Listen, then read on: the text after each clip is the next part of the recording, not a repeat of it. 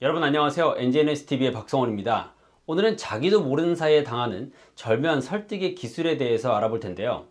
우리가 일상에서 단순하게 친구와 음식점을 가는 걸 결정하는 이야기라든가 사회 문제, 정치 문제 등 비즈니스까지 정말 다양한 문제에서 우리가 설득의 기술을 사용을 하게 됩니다. 그런데 이 설득의 기술을 잘 모르면요. 그냥 이렇게 좀 해줘 부탁을 하게 되거나 아니면 그냥 강제로 하자 이런 식으로 자신의 의견을 관철시키게 되는데, 오늘 제가 알려드릴 설득의 기술을 알게 되면 훨씬 더 스마트하게 그리고 수월하게 설득을 할 수가 있습니다. 참고로 자기가 가고 싶은 음식점에 가도록 상대를 설득하는 방법은요, 영상의 마지막에서 설명해 드리도록 하겠습니다.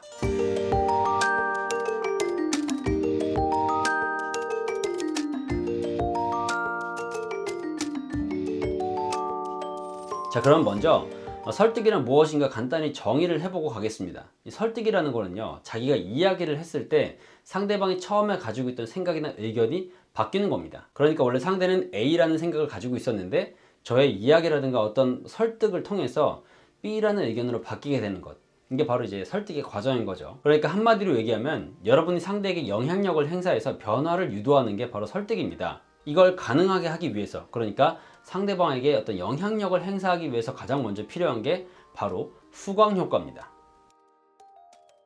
심리학에서 후광 효과라는 말이 있어요. 영어로는 헤일로 이펙트인데, 이 헤일로가 그 천사들 머리 위에 동그랗게 떠 있는 그 빛 원 있죠.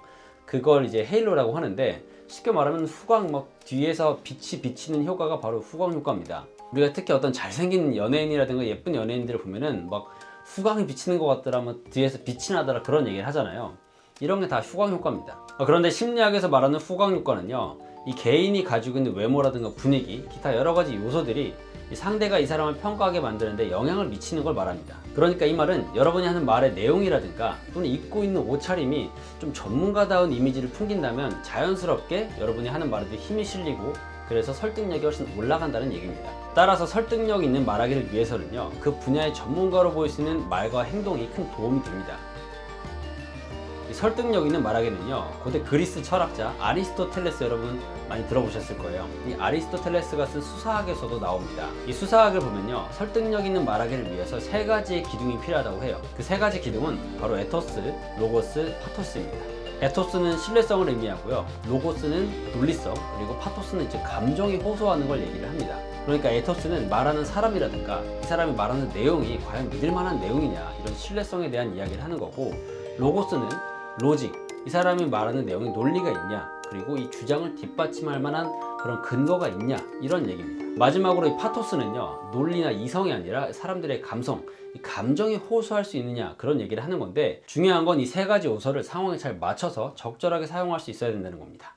만약에 상대가 또는 청중이 여러분이 하고 있는 이야기에 반대를 하고 있는 입장이라면요, 이 로고스를 활용하는 게 좋습니다. 그러니까 통계 수치라든가 연구 결과 같은 어떤 논리적인 근거들 있죠. 자신의 주장을 뒷받침할 수 있는 그런 근거를 제시하면 훨씬 더 설득력 있는 말하기가 가능해집니다. 그런데 반대로 어느 정도 여러분의 의견에 동의를 하고 있는 사람들한테는요, 이렇게 논리적으로 로고스로 대하는 것보다는 파토스, 그러니까 감정이 호소하는 게 훨씬 효과적입니다. 예를 들어서 유기견 보호 캠페인을 하고 있다, 그리고 사람들이 어느 정도 유기견 보호 캠페인에 대해서 좀 찬성을 하고 있는 편이라고 한다면, 논리적인 수치, 한 해에 유기견이 얼만큼 급증을 했는지 그런 수치로 딱딱하게 다가갈 게 아니라, 정말 잘 못 먹어가지고 배가 홀쭉하게 그렇게 가련한 강아지 한 마리가 위태롭게 도로를 건너는 그런 모습, 그런 사진이라든가 영상 하나를 보여주고 사람들의 감정이 호소하는 게 훨씬 더 설득력 있게 사람들한테 다가가게 됩니다. 자, 이렇게 로고스와 파토스, 그러니까 논리성과 감정, 이 두 가지를 잘 활용을 하시고,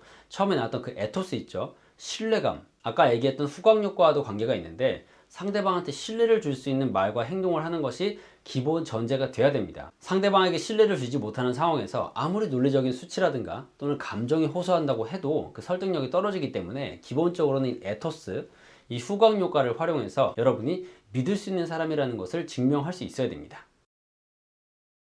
제가 영상의 시작에서 자기가 가고 싶은 음식점을 가도록 상대를 설득하는 방법을 알려드린다고 했는데, 여기도 에토스, 로고스, 파토스 이 세 가지를 잘 활용하시면 됩니다. 자, 일단은 후광 효과입니다. 에토스죠. 상대방한테 신뢰감을 줘야 됩니다.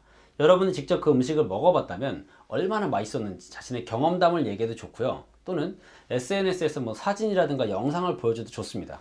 야, 봐봐, 이렇게 맛있대, 라고 어떤 자신의 어떤 말의 신뢰감을 더해주는 겁니다.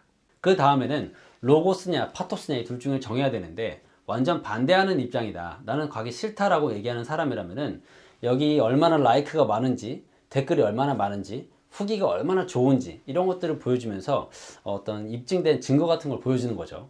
만약에 이 사람이 어느 정도 가고는 싶어 한다, 그런 마음이 있으면 감정적으로 호소하는 겁니다. 나 이거 정말 먹고 싶은데 진짜 며칠 전부터 기다렸는데 오늘 같이 가서 먹을래?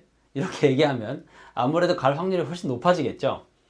이런 식으로 일상에서도 쓸 수 있고, 여러분이 비즈니스 하는 데도 쓸 수 있고, 다양한 상황에서 쓸 수가 있으니까요.